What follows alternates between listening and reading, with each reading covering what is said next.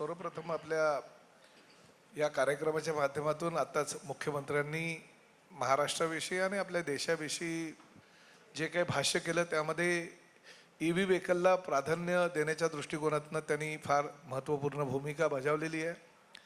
मी तुम्हाला अभिमानाने सांगतो की 6 महिन्यापूर्वीच एसटी महामंडळाचा असा एक निर्णय झाला की एसटी महामंडळाच्या आता 14,250 बसेस आहेत, त्या पूर्णतः डिझेलवर चालणाऱ्या आहेत, तर अंदाजे 780 बसेस या इलेक्ट्रिक बसेस आहेत।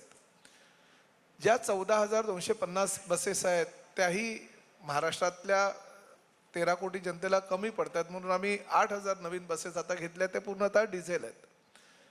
आता ह्या 2026 मध्ये होणाऱ्या 22,000 बसेस ह्या पूर्णतः 2035 पर्यंत इलेक्ट्रिक व्हेकल करण्याचा परिवहन विभागाने निर्णय घेतलेला आणि 2036 साली म्हणजे 2035 पर्यंत ह्या इलेक्ट्रिक व्हेकल होतील आणि 2036 साली महामंडळामध्ये एकही एसटीची बस ही डिझेलची किंवा पेट्रोलची नसणार, पूर्णतः इलेक्ट्रिक व्हेकल असेल। अशा पद्धतीचं आम्ही एक धोरणात्मक निर्णय घेतलेला आहे।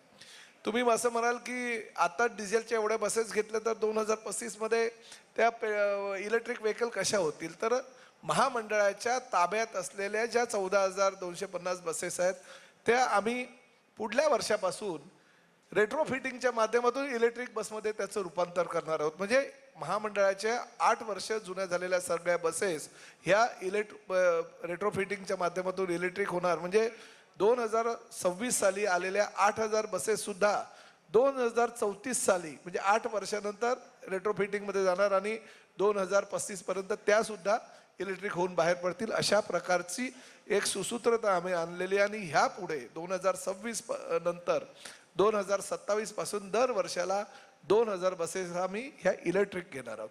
त्यामुळे प्राधान्य आम्ही EV व्हेकलला दिलेला आहे आणि त्या माध्यमातून आम्ही निर्णायक भूमिका एसटी महामंडळ आता निभावते। परिवहन मंत्री जी।